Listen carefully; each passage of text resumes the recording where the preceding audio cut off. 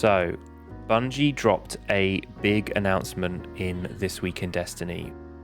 Removing power limits from legacy gear, aka sunsetting. Currently, I've got all 1810 gear on, as you can see. Now this is a Kindled Orchid from Black Armory. This has been sunset. Its power is capped at 1600. So if you go over to infuse here, let's just try and put my divinity into it. Yeah, there we go. Are you sure? The power level of this item will not be raised to the power level of the item you are dismantling for infusion. So yeah, basically, we will now be able to infuse these up. The power limit is going to be removed. So the reason they're changing it is with Fireteam power, let's say this is the Fireteam leader, their power level is 2000, and then the people joining their Fireteam are only 1950. It adjusts the power so that you're 5 below the leader, and items which were supposed to have their power limited, sunset weapons, those were being brought up and having their power adjusted up even when they're not supposed to because they're sunset, so they were usable. And rather than fixing that problem, Bungie just put their hands up and went, yeah, whatever, we're just removing item power. We're just undoing sunsetting rather than deal with it in any way, which is interesting. But where does that leave us now? Well, a lot of items have been, power crept or adjusted anyway, sort of the old days of Recluse and Mountaintop being king. I mean, funnily enough, they're back now with the Brave weapons, but in different versions, which are arguably better anyway. But there are some other ones, other sunset weapons, that either you might have in your vault still if you were a hoarder with them, or the pinnacle weapons, which are fixed rolls that you can still actually pull from collections that might have a place. So that's what I wanted to look at today. So obviously I kept a few sunset weapons of my own. Let's see if we can find one here to show. Yeah, there we go. Ringing Nail from Black Armory with Shield to Saurian and Disruption Break. Just a unique combination. They've since removed Shield to Saurian as a perk from new weapons, so it won't drop on anything new anymore. I've got Martyr's Retribution as well, auto-loading demo, which you can't get that combo on any waveframe grenade launcher currently. That's why I kept that one. It was very unique for just in case this ever happened, and I'm happy that I did that. But what if you didn't keep any sunset weapons? What if you started playing the game after sunsetting was a thing?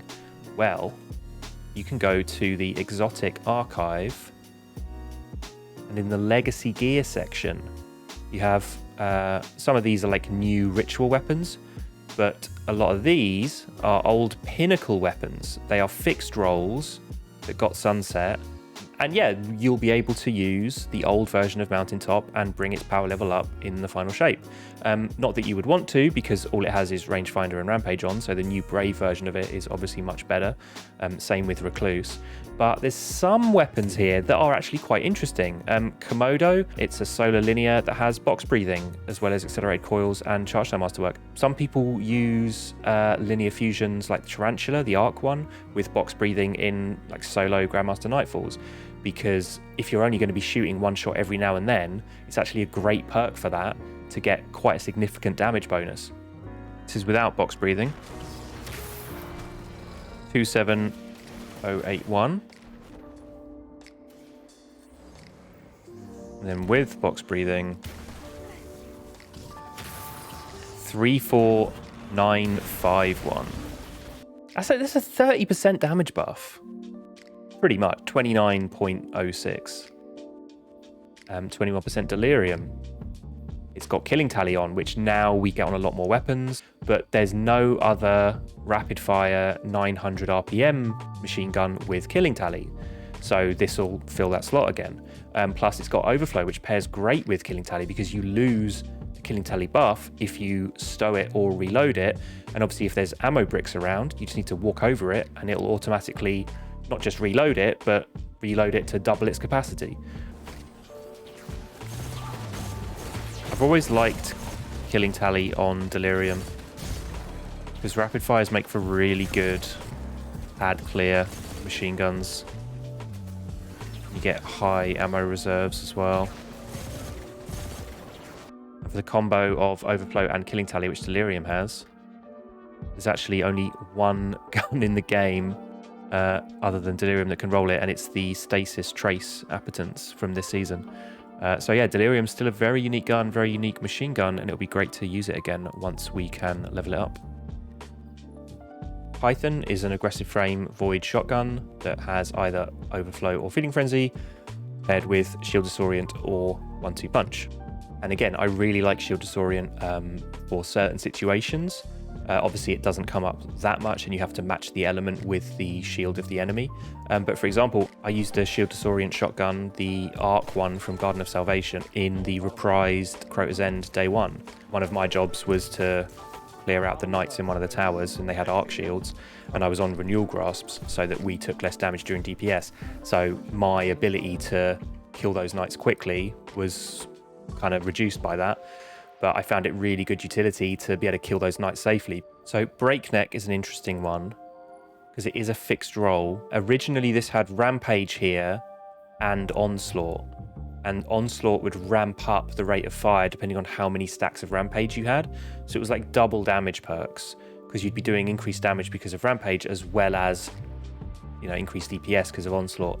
But then they reworked how Onslaught behaved, and they changed the Rampage to Subsistence. So this is the reprised Breakneck, and you can get Onslaught Subsistence with this one anyway. Unless you wanted that specific role, I guess, and you didn't want to bother farming Gambit for it. But this, Vestian Dynasty, believe it or not, you can pull this from collections because it is a fixed role from the Forsaken era. It is Sunset, but it has Kill Clip and Dragonfly, and the only other weapons currently in-game and non-Sunset that have that combo are the reprised Age-Old Bond and Nation of Beasts from Last Wish. Obviously, Nation of Beasts is an arc hand cannon. This is an arc sidearm. But for those of you out there who enjoy sidearms, that's a pretty good combo for like an ad clear roll.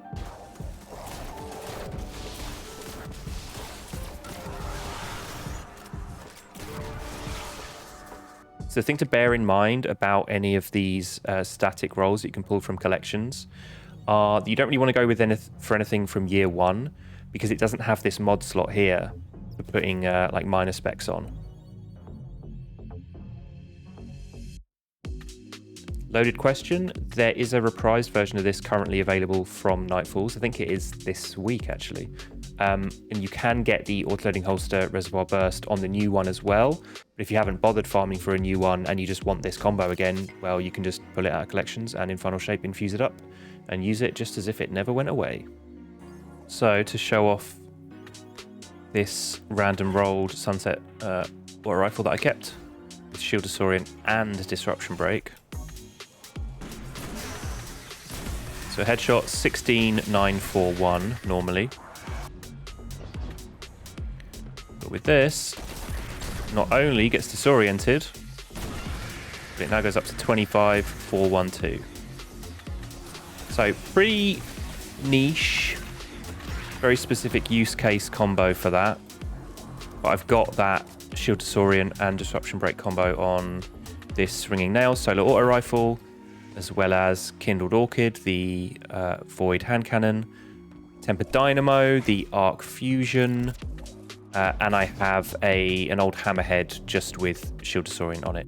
All right, so that's the main Sunset weapons that I think it'd be worth looking at when Final Shape launches, and we'll be able to infuse them up again and use them again.